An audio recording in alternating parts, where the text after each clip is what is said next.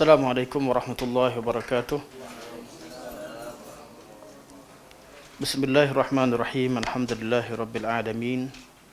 Nahmadullah ta'ala wa nashkuruh. Wa nusalli wa nusallimu ala sayyidina Muhammadin alladhi ballagha risalah wa adda al-amanah wa nasaha al-ummah hatta atahu al-yaqina wa ala alihi wa sahbihi ajma'in. Subhanaka la ilma lana illa ma 'allamtana innaka antal alimul hakim. Rabbi shrah li sadri wa yassir li amri wahlul 'uqdatam min lisani yafqahu qawli, amma ba'd. Fa inna asdaqal hadithi kitabullah wa khairal hadi hadi Muhammadin sallallahu alaihi wasallam wa syarrul umuri muhdatsatuha wa kullu muhdatsatin bid'ah wa kullu bid'atin dhalalah wa kullu dhalalatin finnar. Thumma amma ba'd.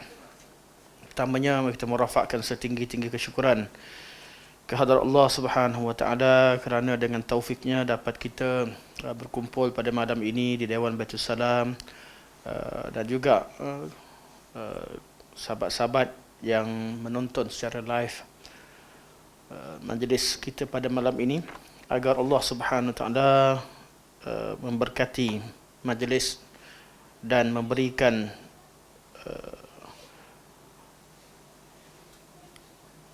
rahmatnya, melimpahkan ketenangan, dan dengan izinnya insya-Allah kita mendapat sebahagian daripada manfaat-manfaat yang berguna untuk agama kita. Seperti mana yang kita sebutkan pada pertemuan yang lalu, kita sekarang dah berada di hujung ataupun kita dah habis perbincangan kita sebenarnya berkaitan dengan al-wilayah, bab wilayah wali di sisi Ahlussunnah wal Jamaah. Pada hari ini insya-Allah kita membincangkan sedikit sebanyak konsep kewalian yang ada pada pemikiran sufi untuk kita faham, dan sebagai salah satu daripada cara untuk kita memahami banyak perbezaan pandangan yang berlaku pada zaman kita sekarang.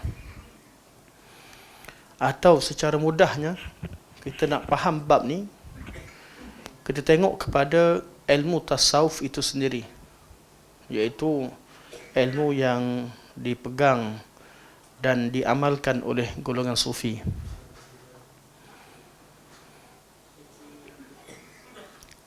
Di mana sebenarnya perbezaan utama antara pemikiran sufiyah yang wujud.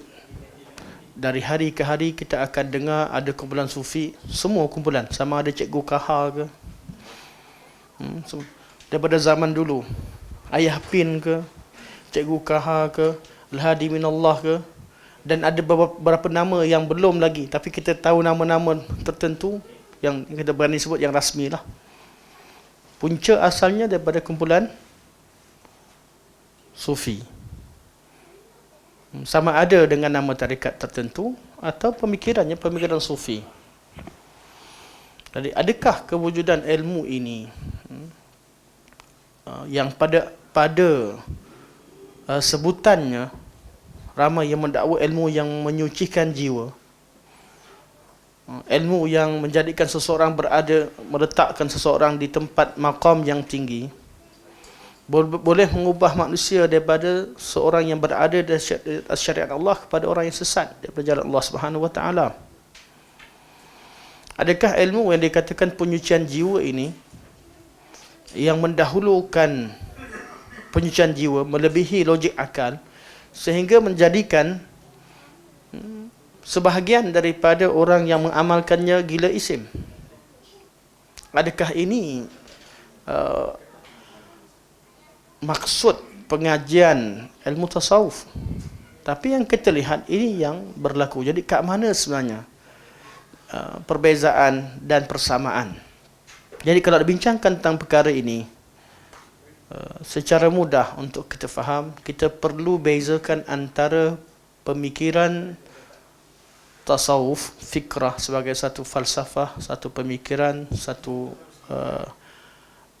cabang madhab, dan golongan sufiyin. Kalau kita lihat kepada penganut agama sufi atau golongan sufiyin, kita akan dapati ada dua golongan. Satu golongan yang melampau, satu lagi golongan yang sederhana, atau boleh juga dengan tafsiran yang umum oleh golongan yang sunni. Kalau tasawuf itu diartikan dengan, kerana tasawuf ini diartikan dengan pelbagai tafsiran. Kalau ditafsirkan dengan ilmu penyucian jiwa, sudah pasti ada di kalangan Ahlussunnah wal Jamaah yang dia boleh dikatakan sebagai bermazhab sufi, mazhab tasawuf, kerana berkaitan dengan penyucian jiwa. Tapi yang dimaksudkan dengan sufi, yang membezakan antara pemikiran sufi yang ditolak dengan pemikiran sufi yang sebenar, bukan terletak pada penyucian jiwa. Jadi kalau lihat kepada orang, kita boleh kata ada tasawuf yang sederhana, ada tasawuf yang melampau. Sebab kita temukan di kalangan ulama sufi orang-orang hebat, bukan calang-calang orang sebahagian daripada ulama sufi seperti Al-Imam Ghazali rahimahullah. Siapa nak kata Imam Ghazali ni orang yang sesat, dia ni tak ada harga dalam dunia ilmu? Tidak, seorang yang hebat. Adalah yang sufi yang memang tak ada nilai ilmu, tak faham apa langsung, ramai. Tapi ada di kalangan sufi ulama-ulama yang hebat, dan orang-orang ahli ibadah yang memang disepakati seperti Syekh Abdul Qadir Al-Jilani, ulama ahli ibadah, Al-Imam Junaid, ahli ibadah. Atau nama-nama besar yang disebutkan. Dan ada orang yang pemikirannya memang seolah-olah tidak ada kaitan langsung dengan Islam. Jadi kalau lihat kepada orang, kita akan jadi keliru. Ada kitab tulis sufi, ada yang sufi yang melampau, ada sufi yang sederhana. Melampau dan sederhana itu kalau lihat pada orang. Kalau lihat pada fikrah, dia kembali kepada apa sebenarnya yang diperjuangkan oleh golongan sufi yang membezakan mereka dengan kumpulan yang lain. Okay. Di sini satu kitab yang menarik. Walaupun anda pernah baca habis dulu, tapi bila buka balik banyak juga yang perkara menarik yang perlu dikaji lagi. Tapi satu kitab yang cantik, anda pernah buat, tak silap anda masa PKP kita buat daurah berkaitan dengan wali, dan banyak rujuk kitab ini. Pernah baca habis sekali imbah dulu, tapi banyak fakta-fakta detail yang lupa lah. Tapi bukan umum ada di sini. Bertajuk salah satu daripada tesis yang ditulis di Ummul Qura, bertajuk Al-Insanul Kamil fi Fikr Sufi. Mana ideologi insan kamil dalam pemikiran sufi, pemikiran sufiyah. Dan dalam buku ini, kita bila baca buku ini dengan pemikiran insan kamil, dan juga kita bandingkan dengan apa sebenarnya yang ada dalam senario pemikiran masyarakat, Ana secara peribadinya setuju apa yang dibentangkan oleh penulis. Pemikiran utamanya 100%, sebab punca yang beliau sebutkan itu yang berlaku. Kata beliau, pemikiran dan ideologi sufi yang membezakan antara pemikiran sufi dengan yang lain, iaitu berkaitan dengan insan kamil, merupakan pemikiran ideologi yang wujud sejak daripada zaman sebelum Nabi diutuskan. Pemikiran insan kamil yang menjadi menjadi asas, ataupun itulah sufinya, yang mentakrifkan insan dengan takrifan insan kamil, adalah pemikiran yang wujud pada zaman sebelum zaman Islam. Kalaulah ilmu sufi itu berpunca daripada nas, daripada dalil, sesungguhnya ajaran sufi tak akan sampai ke tahap yang kita lihat sekarang. Tapi puncanya adalah dalam menafsirkan makna insan dan hubungan seorang insan dengan Allah Subhanahu Wa Taala. Di sini puncanya. Lepas tu kita bincang bab wali, Kita cerita tentang ala inna awliya Allah la khawfun alaihim wa lahum yahzanun. Alladzina amanu wa kanu yattaqun. Kita bincangkan tentang dalil wali adalah orang yang beriman dan bertakwa. Dan kesempurnaan manusia, manusia yang sempurna di mana? Apabila dia menjadi hamba Allah Subhanahu wa taala. Di kesempurnaan yang paling tinggi yang ada pada manusia apabila dia menjadi hamba Allah.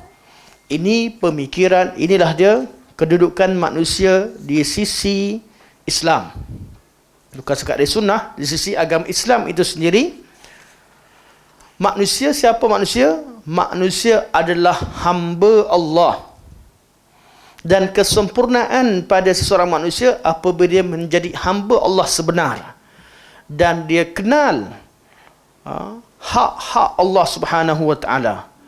Maka ilmu tauhid yang disebutkan dalam Al-Quran membincangkan tentang memperkenalkan Allah dan memperkenalkan hak-hak Allah Subhanahu wa taala. Kalau ilmu tauhid dilihat dari segi tanggungjawab manusia, tak lari daripada dua bab.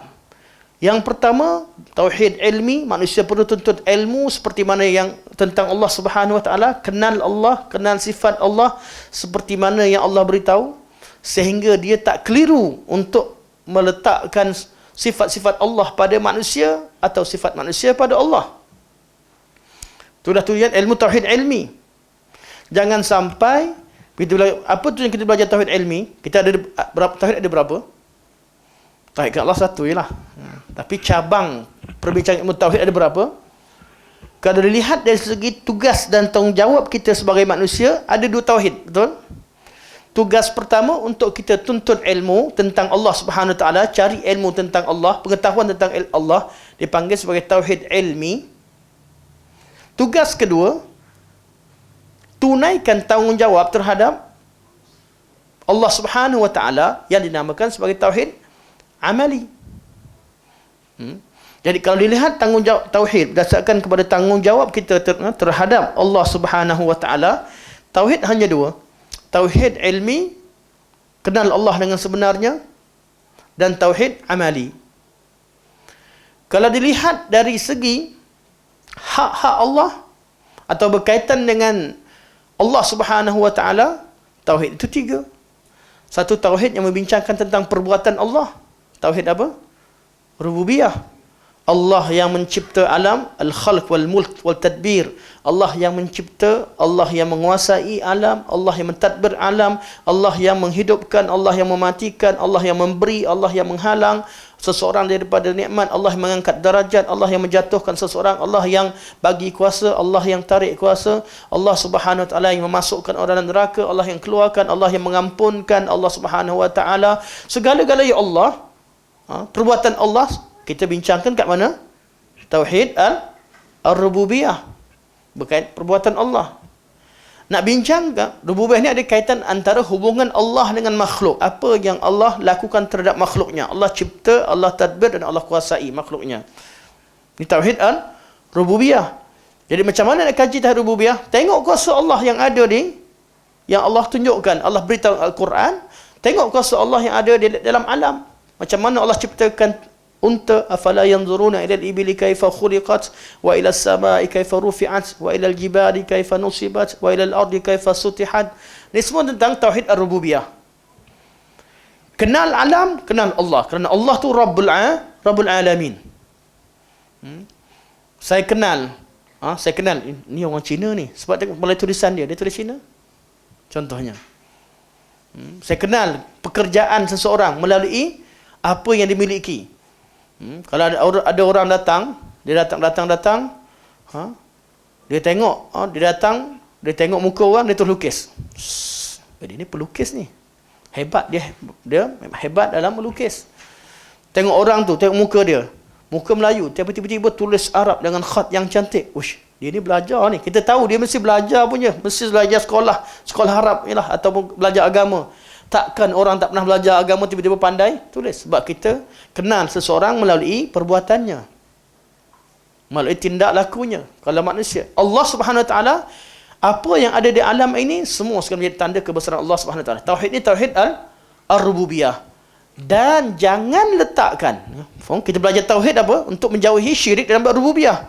Jangan ada seorang pun yang menisbahkan rububiyah Allah kepada selain Allah. Jangan ada yang mengaku ada wali kawasan yang tadbir kawasan tertentu. Jangan ada. Ini tujuan kita belajar ilmu tauhid rububiyah. Jangan ada yang percaya bahawa si fulan tahu perkara ghaib. Yang tahu perkara ghaib kecuali Allah Subhanahu wa taala. Ini tujuan kita belajar tauhid ar-rububiyah. Kita belajar tauhid ar-rububiyah. Jangan barakallahu fiik. Tidak ada seorang pun yang mempengaruhi perjalanan alam ini. Hanya Allah, kerana Allah tu Rabbul Alamin. Kemudian kita belajar tauhid tentang Allah. Sifat Allah dan nama-nama Allah.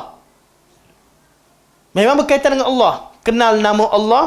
Allah beritahu namanya dalam Al-Quranul Karim, dalam sunnah Nabi SAW. Kita kaji satu persatu semua nama Allah yang Nabi sebut, yang Allah sebut. Kita letakkan, kita keluarkan daripada ayat Quran. Semua ayat Quran kita bawa, semua hadis kita bawa. Kita kaji satu-satu. Fahami maknanya. Mula detect melalui ayat Quran dan sunnah. Kalau sahih kita terima, kumpulkan. Kemudian kita tengok maknanya dalam bahasa Arab. Tengok syarah apa yang disyarahkan oleh ulama salafus salih, tengok pada konteks Al-Quran Karim. Ini dah tauhid tentang al-asma wa sifat. Kenapa asma sifat? Sebab dalam tiap-tiap nama itu ada sifat Allah Subhanahu wa taala. Kerana kita kata nama Allah bukan nama yang kosong. Nama Allah nama yang mengandungi sifat Allah Subhanahu wa taala. Allah perkenalkan dirinya melalui asma dan sifat Allah Subhanahu wa taala. Sama ada kita tengok pada nama-nama Allah, kemudian ada di bahagian pada sifat tak ada dalam nama tapi Allah sebutkan dalam Al-Quranul Karim, Allah sebutkan dalam sunnah. Kerana kita kaji tentang perbuatan Allah yang Allah sebutkan dan perbuatan Allah yang dapat kita ketahui keindahan dan kebesaran Allah melalui alam. Boleh juga jadi bukti kepada asma dan sifat. Okey, dah belajar. Satu, rububiyah, berkaitan apa yang Allah lakukan terhadap hamba. Asma sifat, tentang sifat Allah yang Allah beritahu kita, yang kita tak nampak apa-apa kecuali kesan-kesan yang ada kaitan dengan makna ar-rububiyah. Itu hubungan. Yang ketiga, bila kenal Allah Subhanahu wa taala sebenar, maka kita tunaikan hak Allah, iaitu jangan minta, jangan memohon kecuali kepada Allah Subhanahu wa taala. Inilah nama tauhid al-uluhiyah. Inilah dia tauhid tiga. Tak ada lain. Tujuan kita belajar tiga. Hubungan kita dengan Allah, sebab tu pengajaran tentang tauhid tiga penting untuk ajar kita siapakah hamba, siapakah Allah. Apabila perkara ini yang tidak ditegaskan, dan datang pula orang yang bawa fikrah insan kamil sebagai hubungan manusia dengan Allah, apakah dia fikrah yang dibawa dalam insan kamil? Manusia yang sempurna, insan kamil, iaitu yang dinamakan sebagai wali, fikrah wali, dia tak ada kaitan. Ataupun Nur Muhammad, atau dipanggil sebagai dalam agama Yahudi dipanggil sebagai Al-Kalimah, atau dalam agama Nasrani Isa dipanggil Kalimatullah. Insan pada pandangan golongan ini, insan bukanlah manusia yang mencapai kesempurnaan sebagai hamba. Nabi Muhammad manusia yang paling sempurna. Tapi sempurna kat mana? Sempurna sifat Nabi sebagai seorang hamba. Sebab tu Allah puji Nabi dengan sifat hamba sebelum Rasul. Subhanallazi asra bi'abdihi. Bila kita lepas kita wuduk, kita baca asyhadu an la ilaha illallah wahdahu la syarikalah wa asyhadu anna Muhammadan abduhu wa rasuluh. Nabi Muhammad tu hamba. Jadi sifat kesempurnaan yang paling tinggi dicapai oleh manusia adalah kesempurnaan sebagai hamba, dalam erti kata wa ma khalaqtul jinna wal insa illa liya'budun. Iaitu Allah cipta kita dengan tujuan untuk jadi hamba, dan nabi-nabi dan rasul-rasul lah orang yang paling sempurna penghambaannya pada Allah dan takkan melebihi limit tersebut. Apa beza fikrah yang dibawa dari agama lain? sama ada falsafah logos yang dibawa oleh Plato,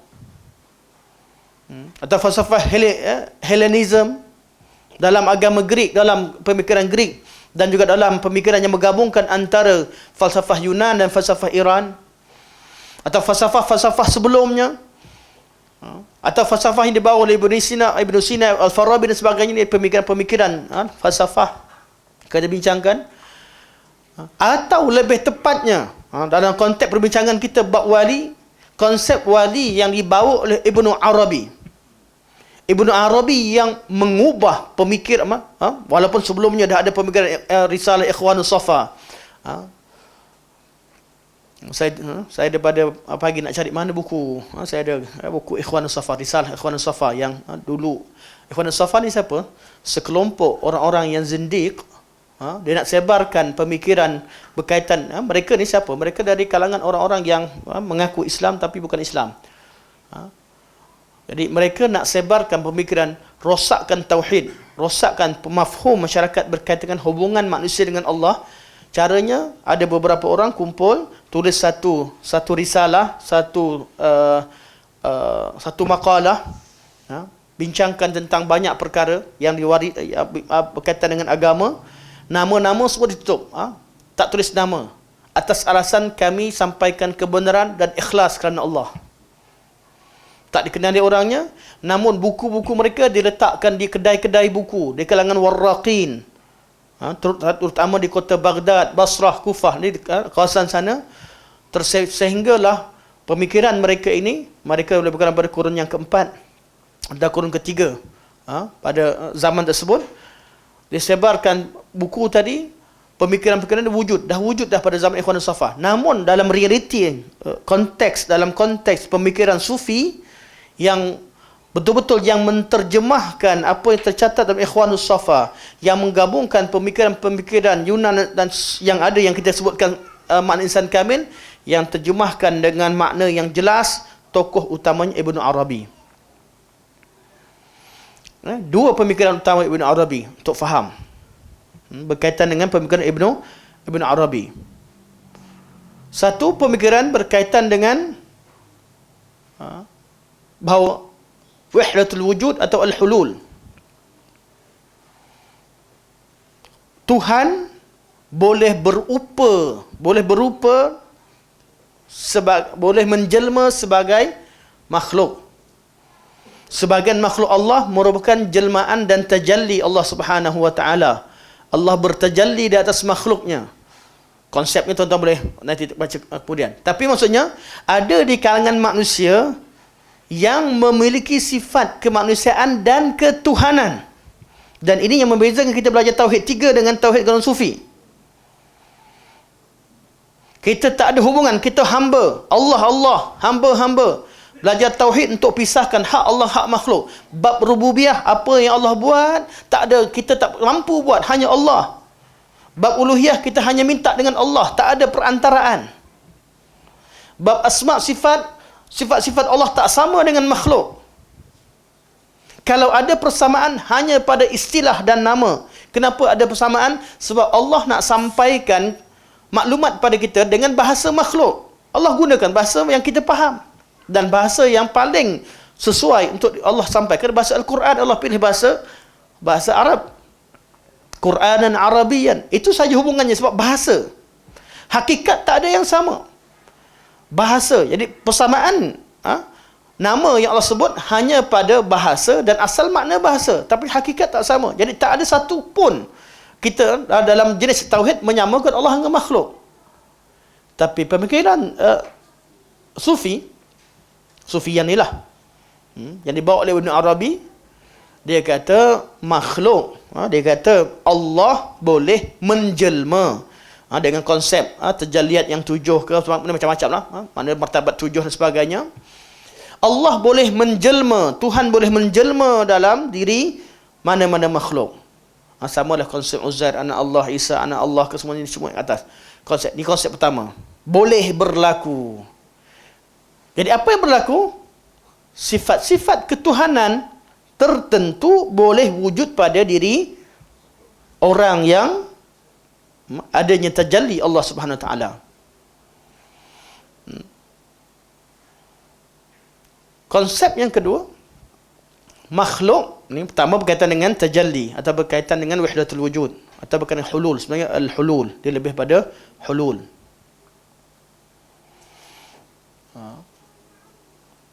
Kalau bincang buat hulul dengan wahdatul wujud akan khilaf banyaklah. Mana hulul, mana wahdatul wujud.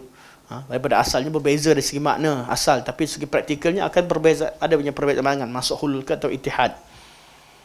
Kalau hulul ni makhluk tapi roh Allah yang masuk, ittihad dia bersatu, jadi satu. Fikrah yang kedua, fikrah yang buat Ibn Arabi, walaupun banyak tapi dua je utama dia. Fana. Sebelum tu tak ada seorang sufi sebelum tu banyak cerita tentang kesufian, adalah ulama Taurat dan sebagainya, macam-macam kesilapan, tapi kesilapan dalaman, dia belum bawa fikrah luar yang betul-betul menyentuh aspek ketuhanan. Fikrah yang kedua dibawa Ibn Arabi apa dia? Fikrah al-fana. Apa itu fana? Manusia sampai pada satu masa dia boleh musnahkan sifat kemanusiaannya dan dia bersatu dengan Tuhan. Fana artinya hilang sifat kemanusiaannya dan dia bersatu dengan Tuhan. Mana hulul, wahdatul wujud. Tapi dari segi perbincangan akan ada dah khilaf macam detail. Tapi begitulah, manusia boleh fana. Boleh berlakunya fana. Jadi fikrah inilah asas kepada fikrah Ibn Arabi. Dan ini ada insan kamil. Okay. Daripada situ, wali kat mana? Wali ni manusia-manusia yang mencapai tahap insan kamil, kesempurnaan tersebut. Bila seseorang mencapai level insan kamil, manusia yang sempurna, apa terjadi? Pertama, saya tengok senarai, terlalu banyak pula. Kejap, apa yang tertulis ini secara umum?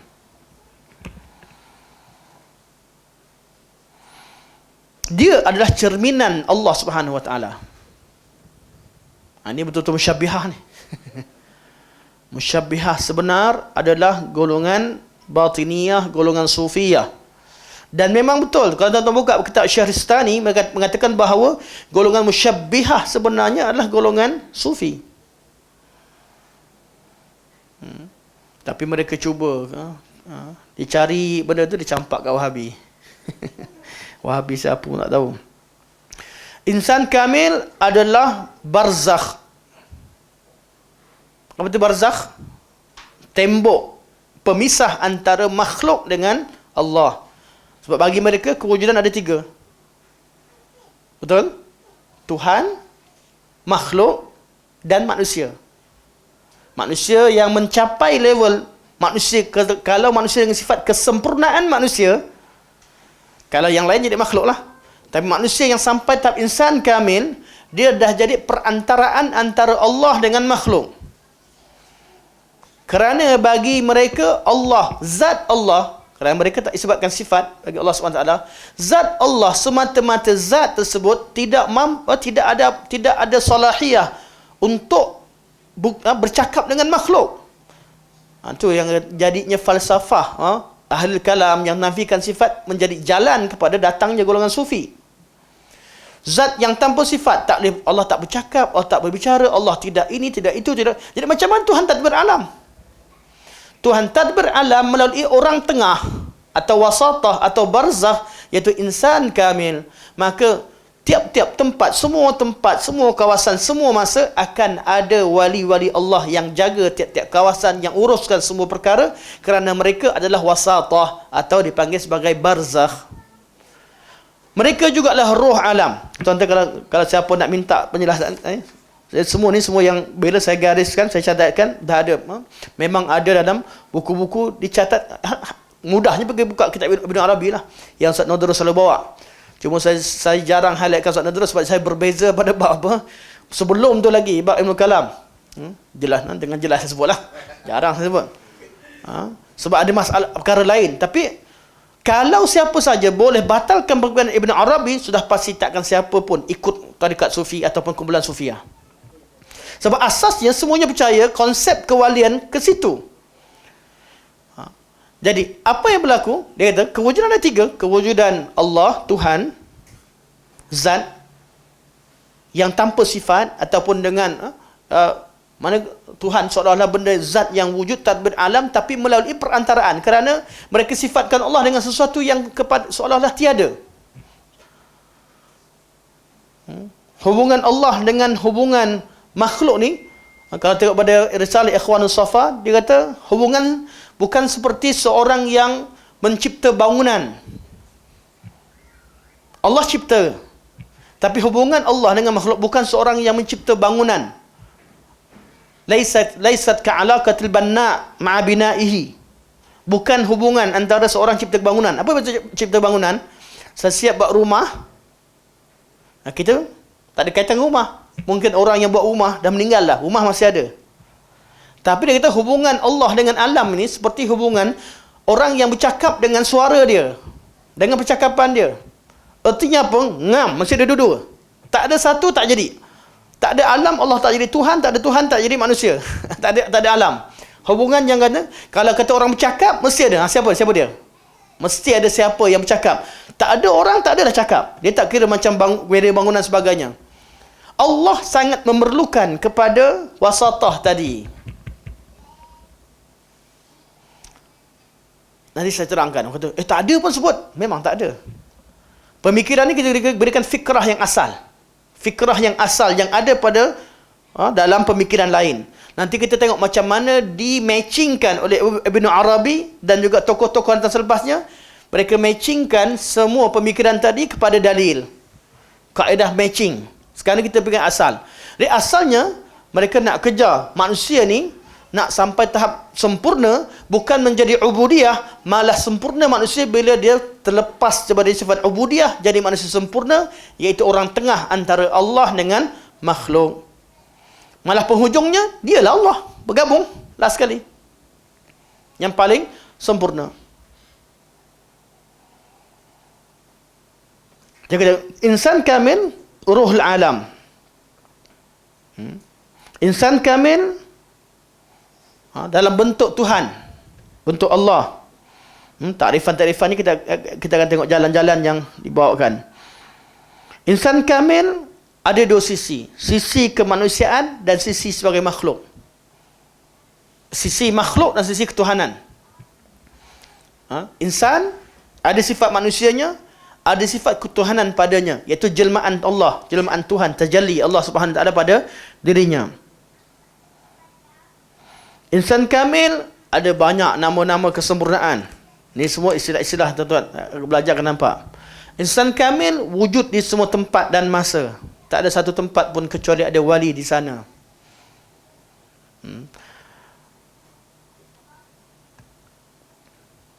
Insan kamil atau wali lah. Cuma saya nak wali ni terletak kemudian. Sebab apa? Istilah wali ni kemudian. Sufi pakai. Kemudian. Tapi konsep insan kamil yang wujud pada pemikiran-pemikiran ini ialah orang yang memiliki tugas menguruskan alam. Lahu tasarruf wa tamkin fil kaun. Ada kuasa uruskan alam.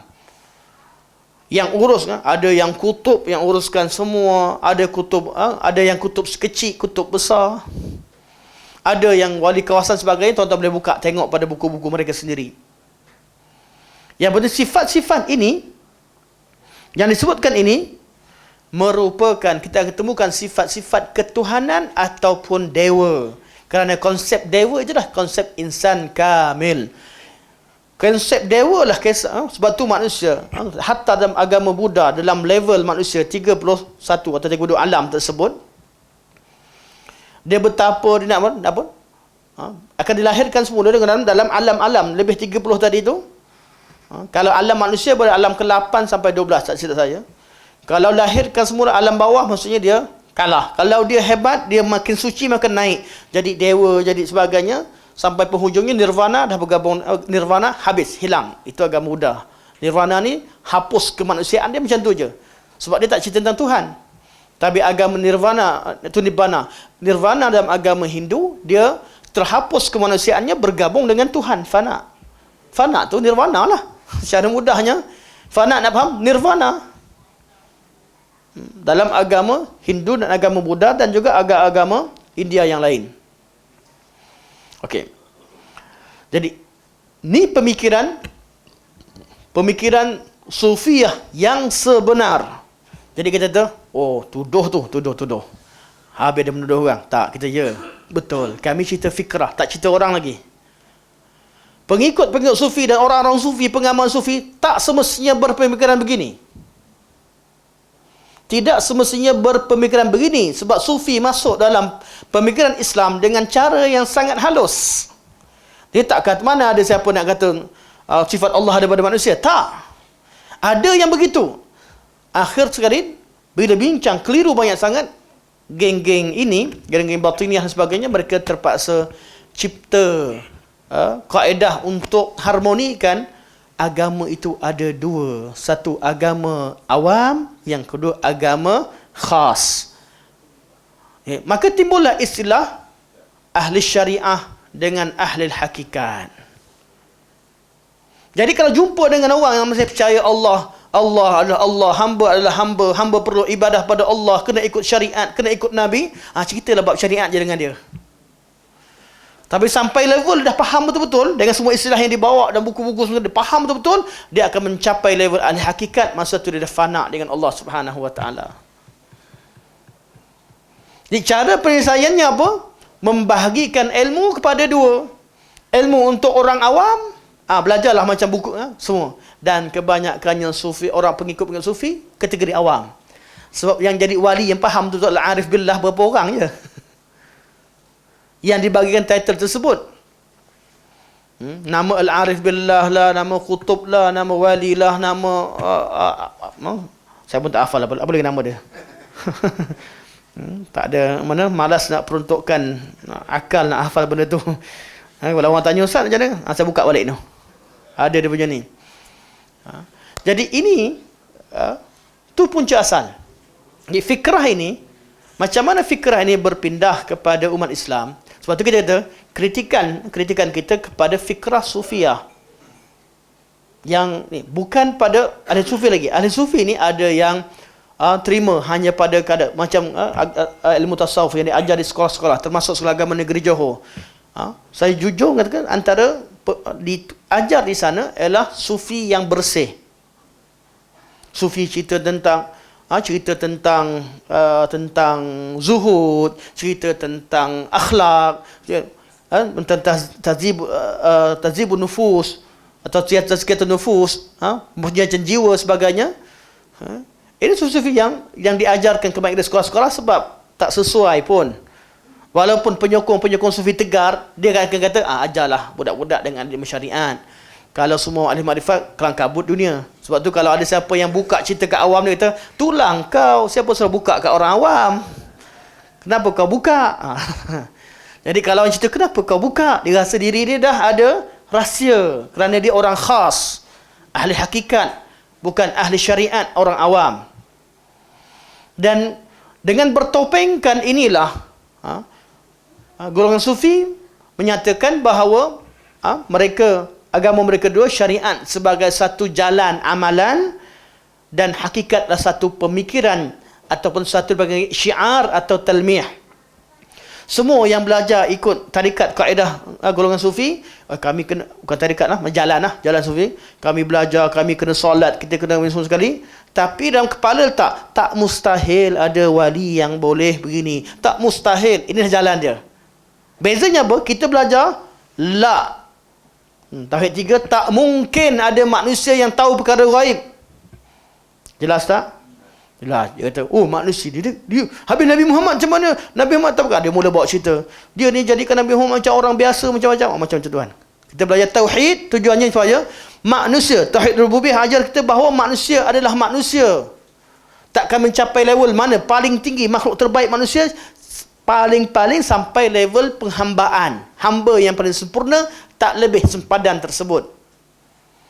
Tapi beza dengan golongan Sufiah, walaupun mereka solat sama, solat dengan kita, puasa sama, amalan-amalan lakukan sama, tapi mereka menyatakan bahawa tak mustahil dengan hukum imkani, boleh berlaku, boleh jadi.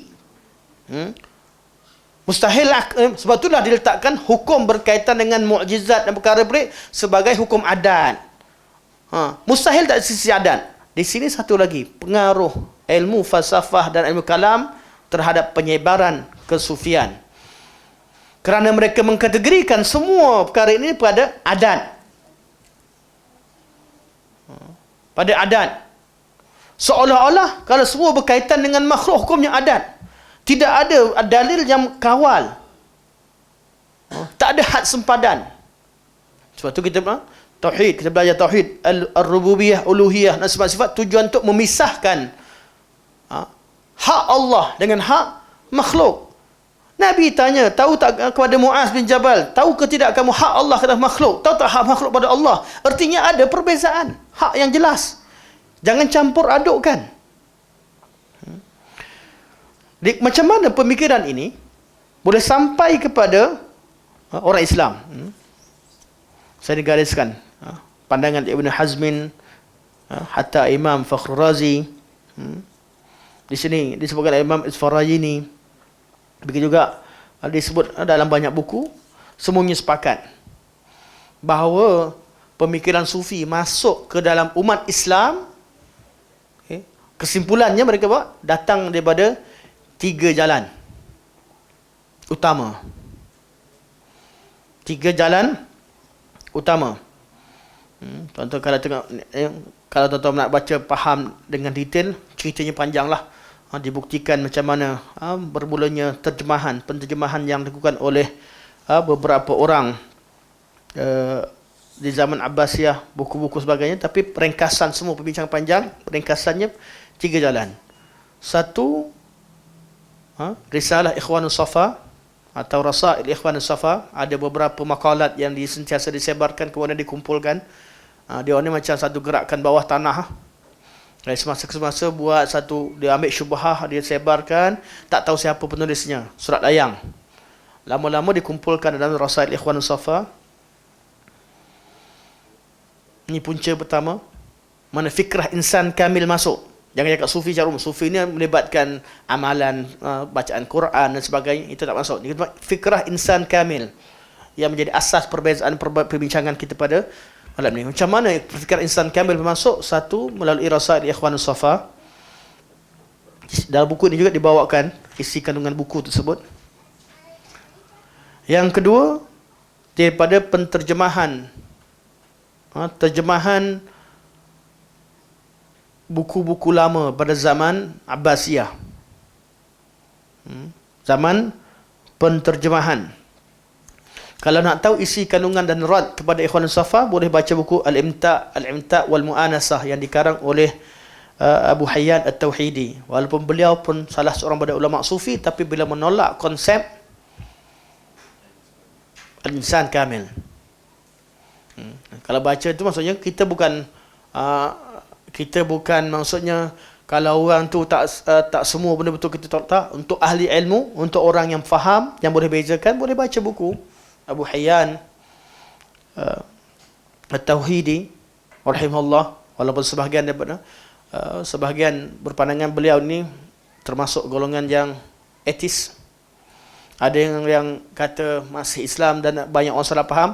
Tapi penting dalam bab ini, saya wallahualam, apa yang saya baca sekadar ini saya belum temukan. Jadi semoga Allah dan saya mengambil perjalanan tawakuf lah. Tapi apa yang saya nampak zahirnya, saya masih lagi beliau dalam buku-buku ni nampak beliau seorang yang mana Islam lah, orang Islam, ulama Islam, salah seorang ulama. Dalam terutama kitab Al-Imta' wal Mu'anasah dalam menolak pemikiran golongan Ikhwanus Safa. Atau kita kenal sebagai At-Tauhidi. Dan beliau juga cerita tentang macam mana falsafah Hellenism masuk, ilmu kalam masuk, semua boleh baca kitab ni. Dan beliau akan rad.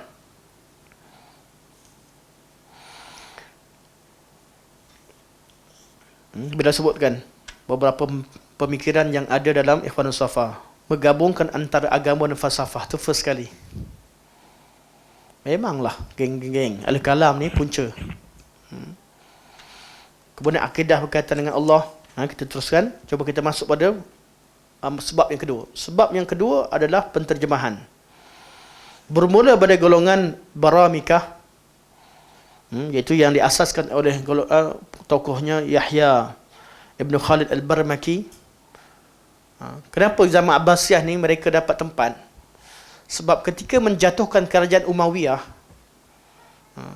golongan munafik ni ramai, golongan bila Umayyah buka negara Islam, antara menjatuhkan kerajaan Kisra Parsi, ada yang terpaksa masuk Islam sebab mereka mana tak sakit hati, mereka satu bangsa, satu kuasa dunia, Rom dan Parsi. Rom masih berkuasa, mereka ranap. Yang jajah mereka siapa? Orang yang paling mereka pandang rendah, orang Arab. Bangsa yang mereka kata ummi, mereka pun tak nak kuasai. Orang yang mereka rasa tak ada nilai, tak ada sekali. Kerajaan mereka jatuh di tangan orang Arab. Dan hancur habis. Punca daripada Kisra koyak surat Nabi sallallahu alaihi wasallam. Doa Nabi sallallahu alaihi wasallam. Rom kalah tapi dia berpindah ke Eropah. Masih ada raja-raja mereka. Kerana ketika surat sampai walaupun dia tak terima Islam, tapi dia muliakan surat Nabi sallallahu alaihi wasallam, dia muliakan utusan Nabi sallallahu alaihi wasallam. Tapi Kisra dikoyakkan surat Nabi, Nabi doakan kehancuran. Sebagaimana dikoyakkan surat Nabi, Nabi kata Allah, semoga Allah koyakkan kerajaan dia. Kisra ni jatuh. Ada yang masuk Islam betul, ramai. Ada di kalangan mereka yang simpan dendam. Dendam inilah yang dilahirkan melalui pemikiran-pemikiran tadi. Kerana mereka takkan mampu lawan secara senjata, mereka lawan melalui cara rosakkan tauhid. Kerana yang membezakan agama Islam dengan agama sebelumnya adalah tauhid. Iaitu dalam memahami hubungan manusia dengan Allah dan bagaimana cara beribadah kepada Allah Subhanahu wa taala. Okay. Jadi walaupun kita tengok Al-Barmaki macam mana hantar orang ke India mencari ulama-ulama India yang pakar-pakar termasuk Sami-Sami, ramai dia bawa masuk ke Baghdad. Kenapa dia dapat? Sebab masa nak jatuhkan Umayyah, mereka ni antara orang yang terlibat dalam menyokong gerakan negara Abbasiyah. Bila dah berkuasa, kamu yang sokong, kempen pun dikempen, mereka akan ada tempat dalam kerajaan.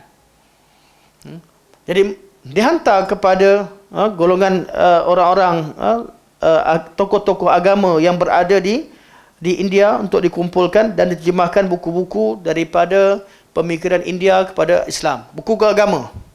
Terutamanya buku-buku agama. Ada juga buku-buku kedoktoran dan sebagainya. Tapi yang kita bincangkan, buku-buku agama pun turut diterjemahkan.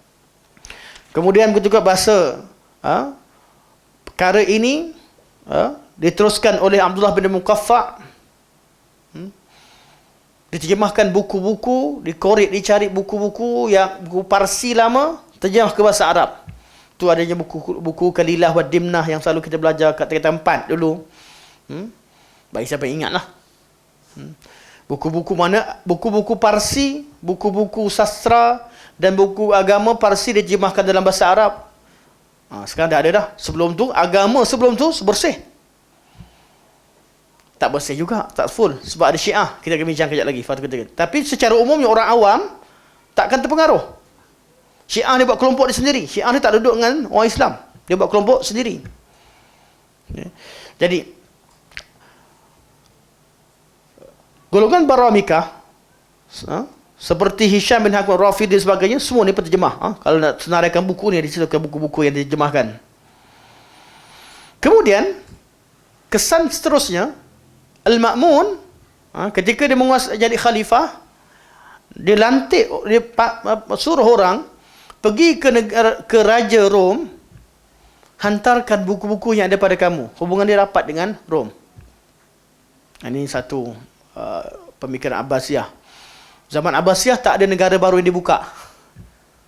Pembukaan kota negara baru adalah pada zaman Umayyah. Islam berkembang 2/3 dunia zaman Umayyah. Masa ni belum wujud lagi ilmu falsafah, belum wujud ilmu kalam. Masa ni belum ada semua sekali. Masa ni Islam tersebar kepada zaman Umayyah. Zaman Abbasiyah, Yang mana pada zaman mula penterjemahan buku-buku ni datang, zaman Islam dah mula, negara Islam mengecut sedikit demi sedikit. Kalau tak betul kata perkembangan Islam ni kerana ilmu kalam dan sebagainya, tidak. Kerana Mu'tazilah, kerana begini. Ini semua orang-orang yang tak lihat sejarah secara menyeluruh. Tak baca sejarah secara menyeluruh. Jadi kita tengok pada Al-Ma'mun, hantar surat kepada Rom, minta diutuskan buku-buku yang ada.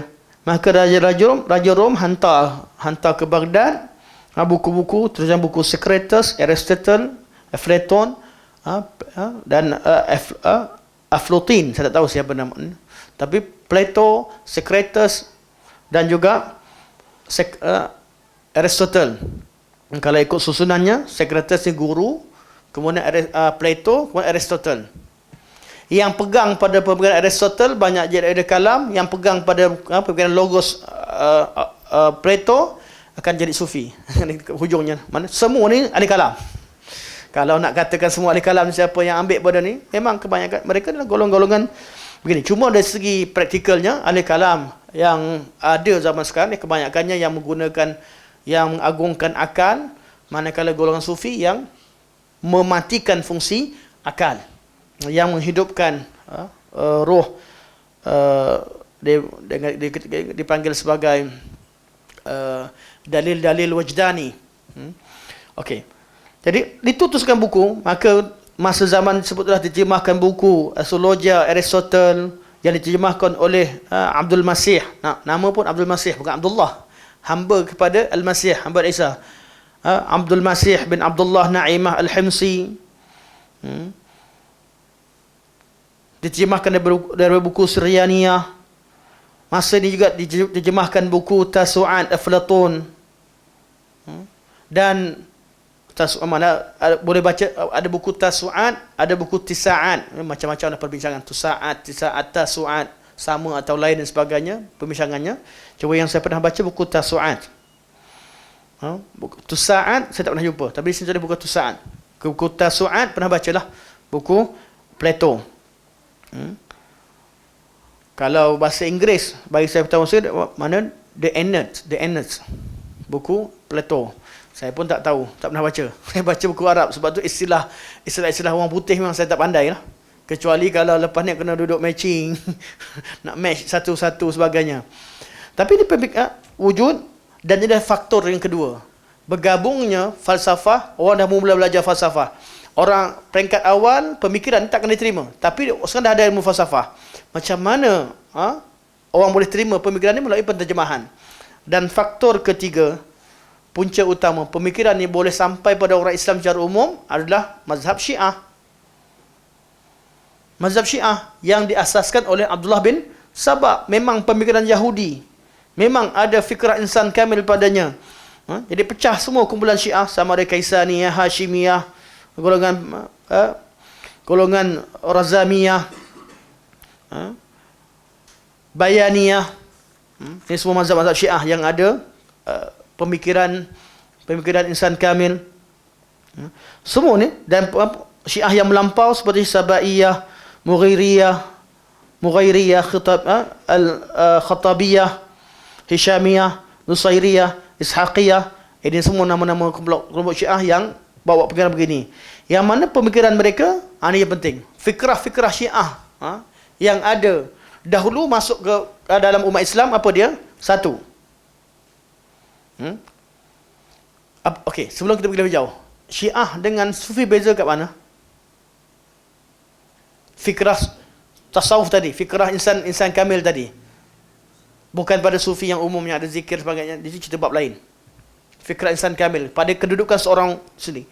Hanya beza pada istilah. Syiah namakan orang-orang yang sempurna sebagai imam. Imam ini, imam itu, imam sekian, imam yang 12, imam yang 8, atau khilaf mereka lah berapa imam.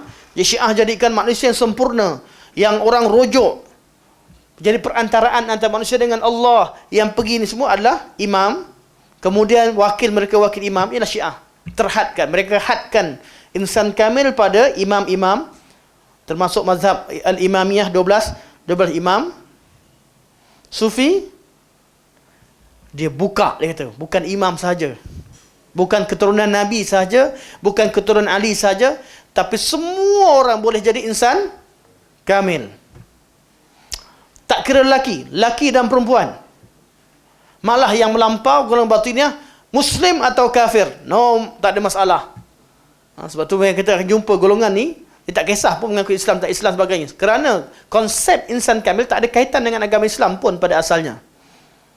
Pada asalnya. Matching nanti kita belajar last. Kita akan saya sebutkan last. Kejap lagi. Jadi, apakah perbezaan yang ada? Dia kata, al-imam ala suratillah. Imam itu adalah jelmaan Tuhan ataupun bukti kepada kewujudan Tuhan.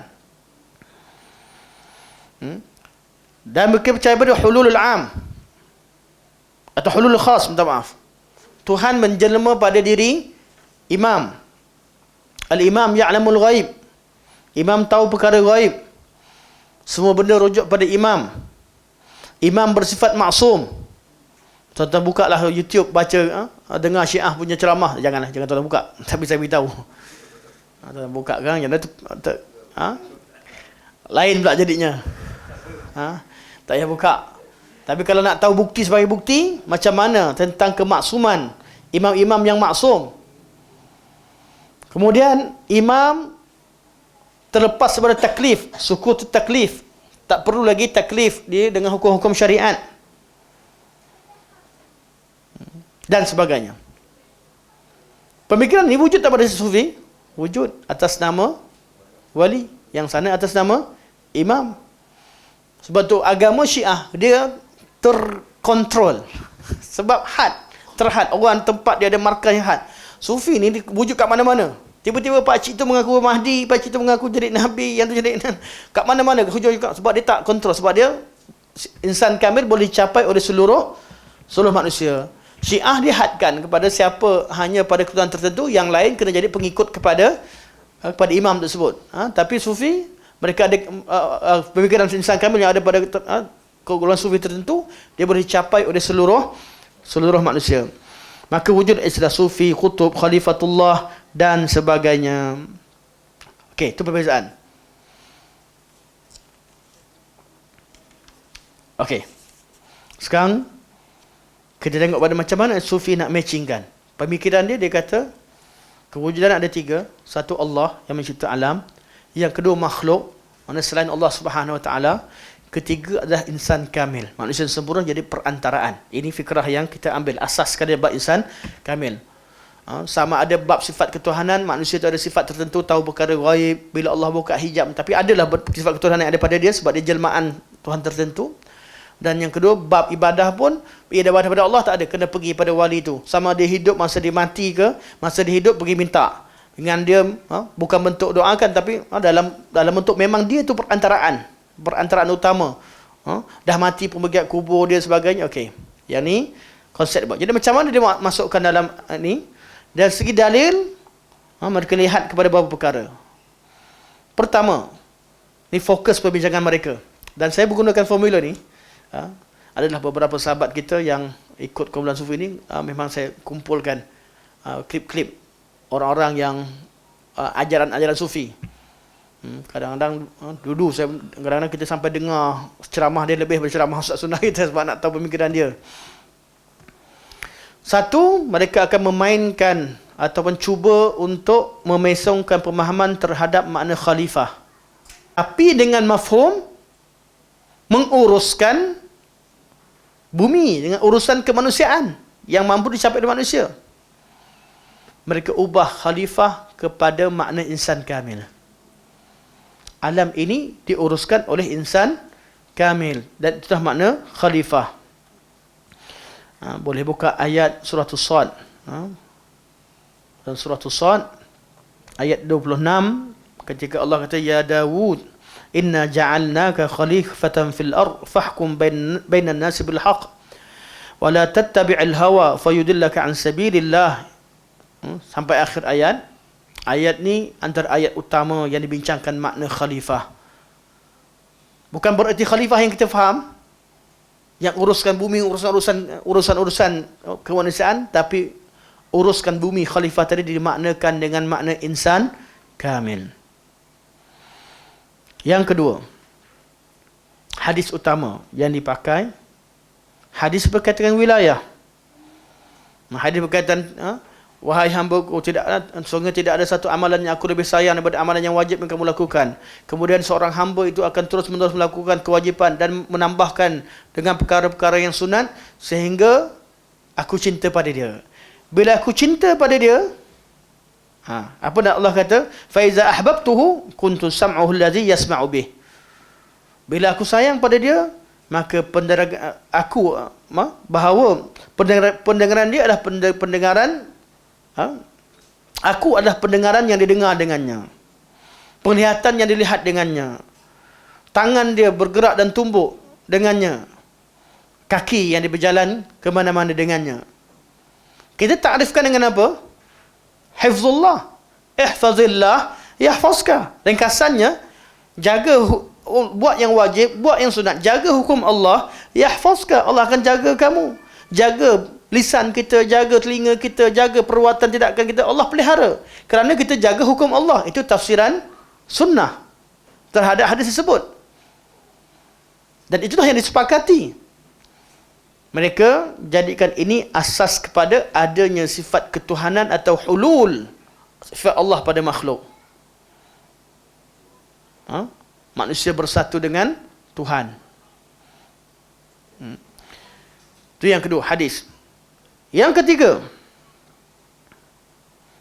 mereka pergi kepada Nabi SAW. Apa mereka buat?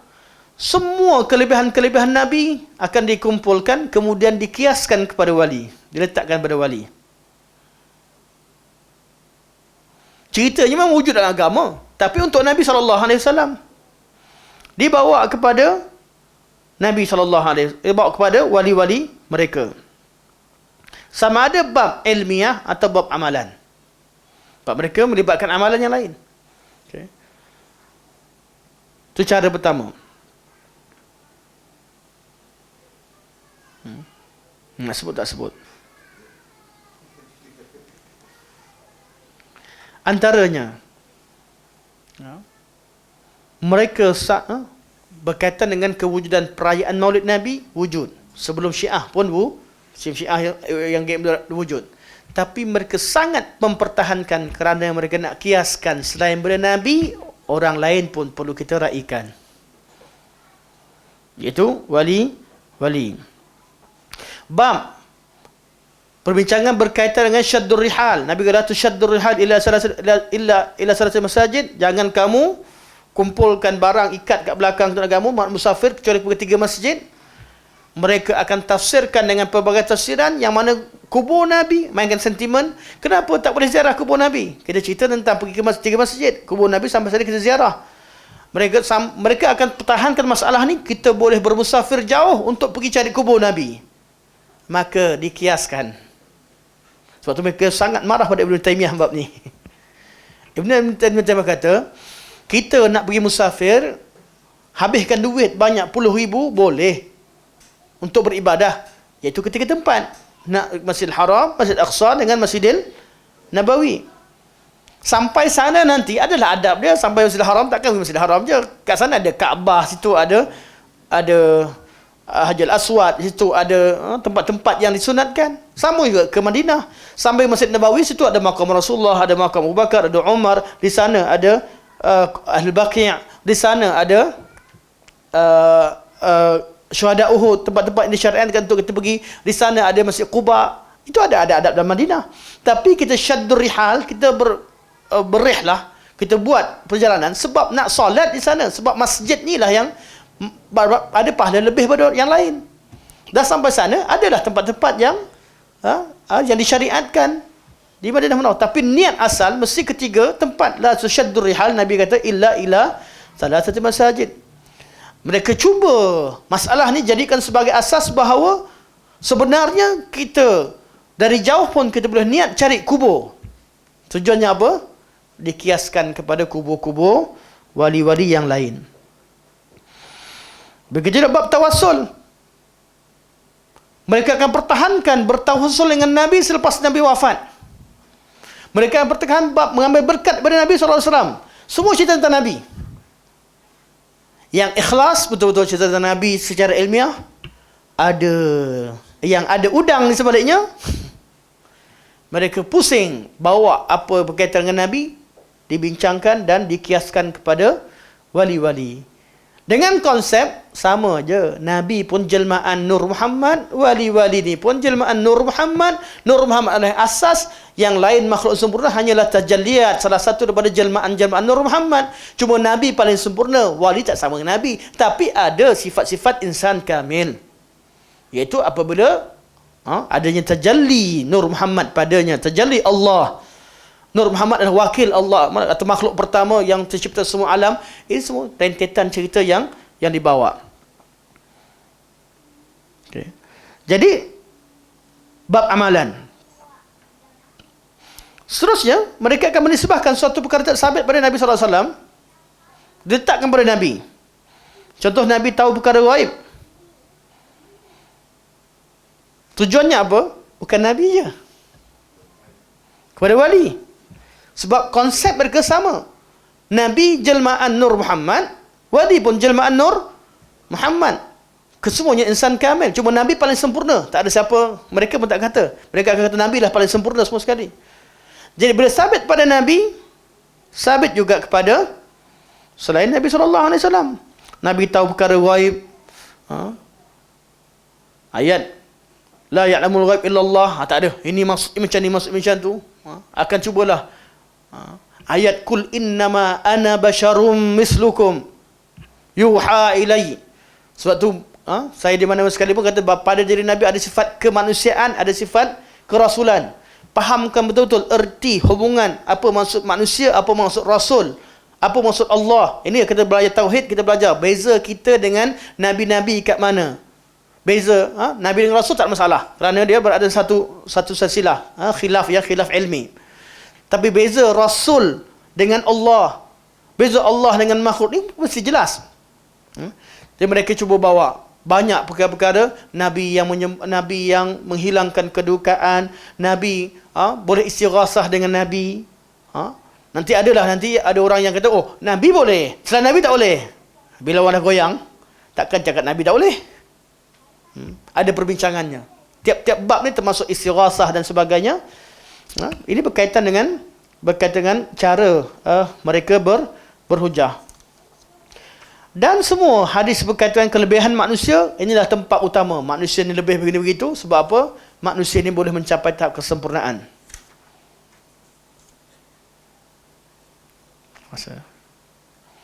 Okey. Last. Penyebaran. Tentang penyebaran.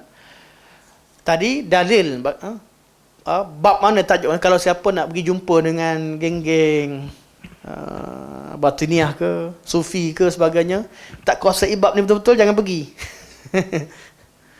Dengar orang baru faham, tak payahlah nak pandai-pandai nak pergi. Faham tajuk saya bagi ni, faham, baca kaul sunnah, faham betul-betul, dah boleh jawab, baru dah beranikan diri nak jumpa.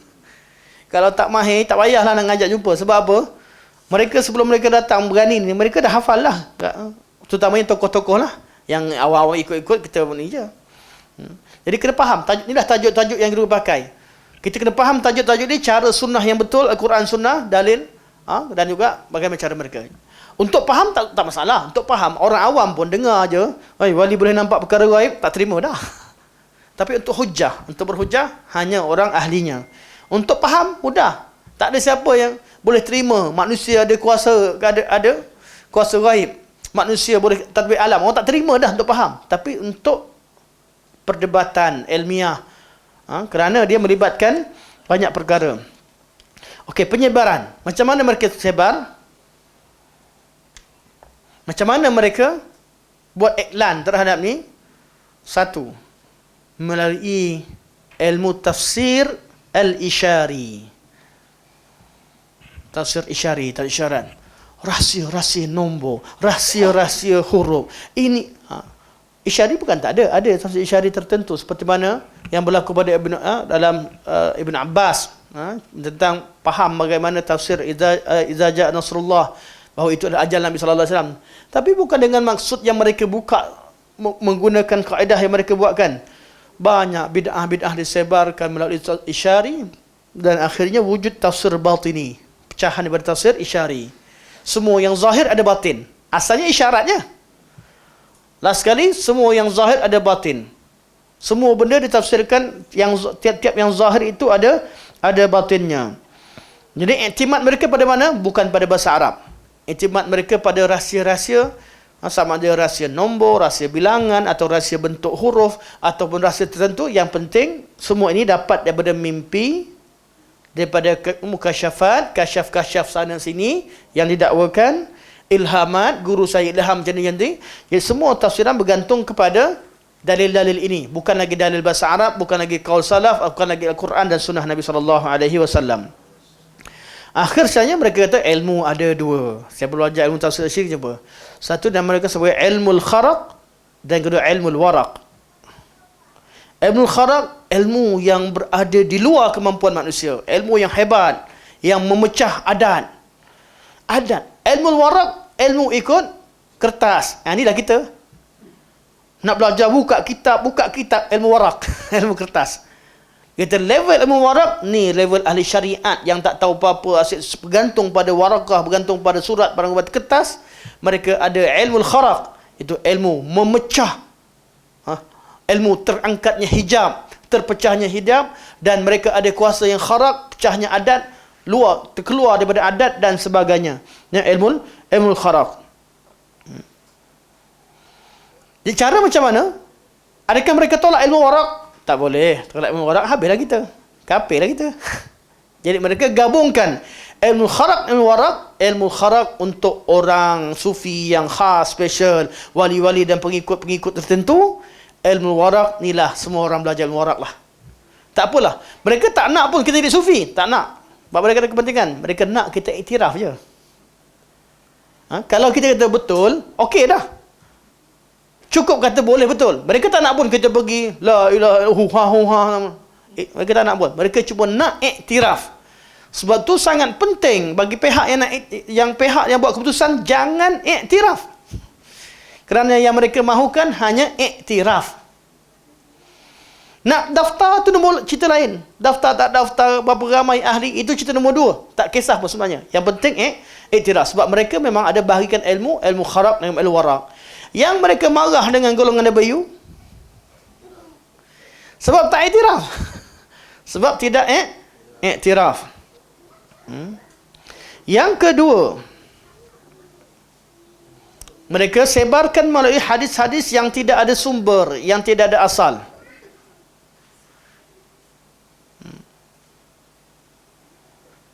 Hadis yang paling terkenal, saya ambil satu ialah man arafa nafsahu arafa rabbah. Siapa kenal diri dia, dia kenal Allah. Sebab mereka adalah golongan musyabbihah.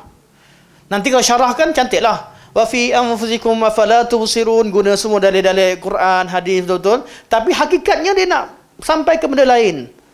Berkaitan dengan hululullah. Berkaitan dengan manusia sampai dapat fana. Penghujung situ. Tapi ayat Quran gunakan ayat Quran yang sama. Dan yang ketiga, cara untuk sebarkan, mereka kena bawa satu pakaian atau image yang mereka pilih untuk golongan ini. Mereka pilih image zuhud, zikir, penyucian jiwa dan penyucian akhlak. Yang ni jangan pecah. Kita akan jumpa semua mereka. Kalau jumpa akhlak paling tinggi, senyum, peluk sana sini, banyak zikir pada Allah Subhanahu Wa Taala, banyak selawat, banyak zuhud, tinggalkan dunia sana sini. Inilah dia. Image yang perlu dibawa oleh seluruh orang yang mengambil pemikiran ni. Okay, jadi di sinilah dia. Kat mana boleh masuk? Guna ayat Quran.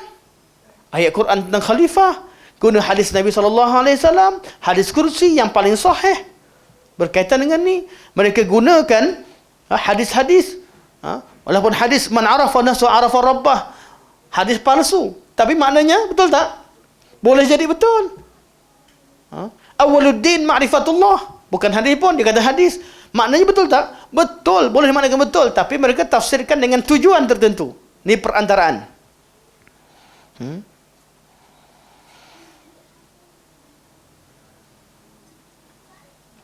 Last sekali, cara nak cantas.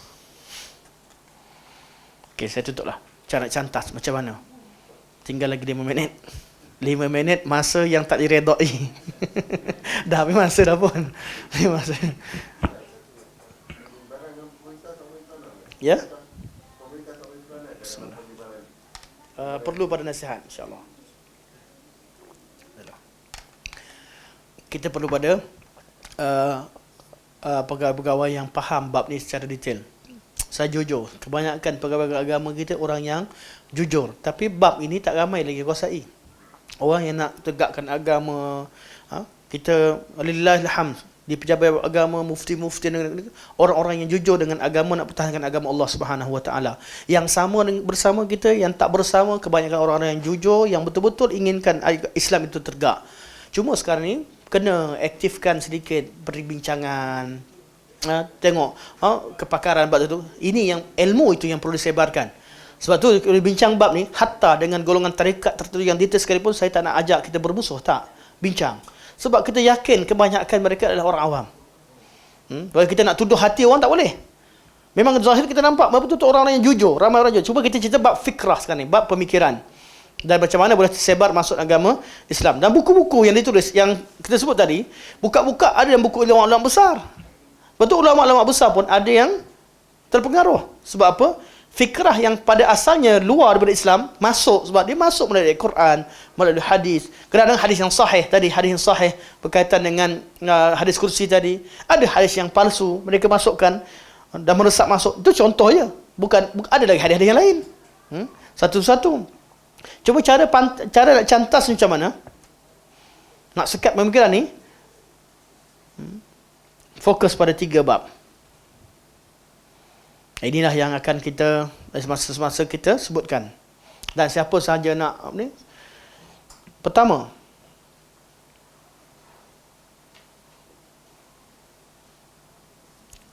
terangkan pada masyarakat dan pada siapa sahaja tentang sifat kehambaan manusia. Manusia adalah hamba, Allah adalah Allah. Iaitu sebarkan agama ilmu tauhid dengan sebenarnya. Sebarkan, sebarluaskan. Takkan ada manusia yang ada sifat Allah. Dan Allah, sifat Allah tak sama dengan manusia. Dengan erti yang betul lah. Jangan pula bab ni pergi bantai Wahabi samakan Allah dengan makhluk, kat situ jadinya. Atau secara mudahnya yang berlaku sekarang, kita tauhid ada berapa? Tauhid rububiyah, uluhiyah, asma, sifat. Kumpulan yang berbeza dengan ustaz-ustaz salafiyah ni, mereka cuba kaitkan dalam bab asma sifat, dalam bab sifat dia kata Wahabi samakan Allah dengan makhluk. Betul tak? Ini cuba dikaitkan. Dan sedangkan tak ada kaitan pun. Okey. Bab asma sifat. Bab uluhiyah. Bab ibadah. Jangan samakan Allah dengan makhluk dengan Allah.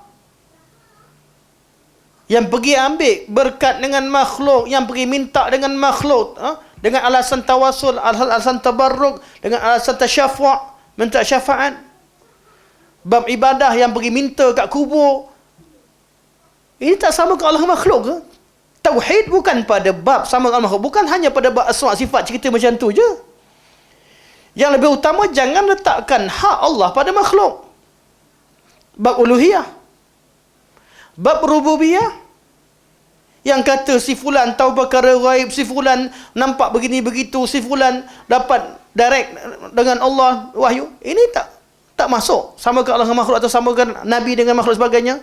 Ini semua kerosakan dalam bab lain. Sebab tu orang yang bercakap tentang sama Allah dengan makhluk, kalau mereka sedar, sebenarnya lebih penting lagi bab berkaitan rububiyah dan uluhiyah.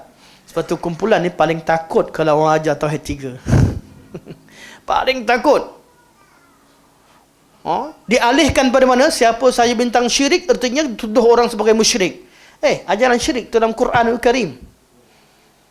Tauhid, bincang tauhid mesti ada syirik. Dibayangkan kalau bincang tentang syirik artinya mensyirikkan. Tak mungkin, mana ada begitu. Kita bincang tentang syirik, adakah kita syirikkan orang-orang? Tak. Lain. Amalan tu syirik lain, orangnya lain. Kalau manusia, kalau orang, dasar kita walak, sayang dia sebab orang Islam. Sebab tu kita tegur. Kan orang kafir, takkan pergi kat China, India, tengah sembah tebiran, syirik. Mau apa nak syirik dia? Memang dia syirik dah.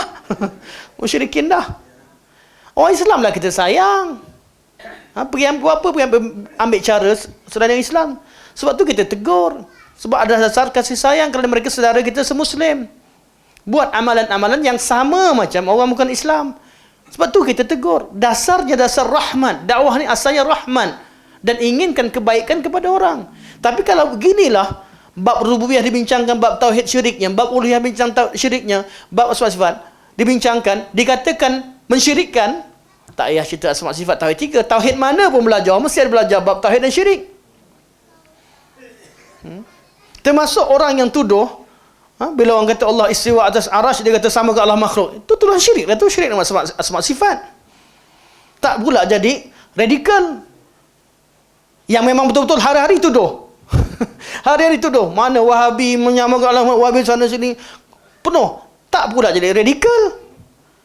Yang kata, adakah orang kita pergi kafirkan orang pergi sembah ni benda musyrikin? Tak ada pun di dunia nyata. Semua tu tuduhan daripada luar.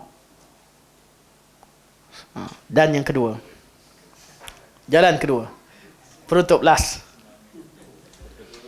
Last betul. Dia 3 je. Yang kedua, kumpulkan dan terangkan tanaqudat yang ada pada ajaran mereka. Inilah yang dibuat oleh ramai ulama dunia. Tak konsisten. Berdua pemikiran yang berlaga dalam satu kumpulan. Sebab tu kita nampak kumpulan. Kalau dia buka luas sekalipun, geng-geng insan kamil ni akan bergaduh sama sendiri.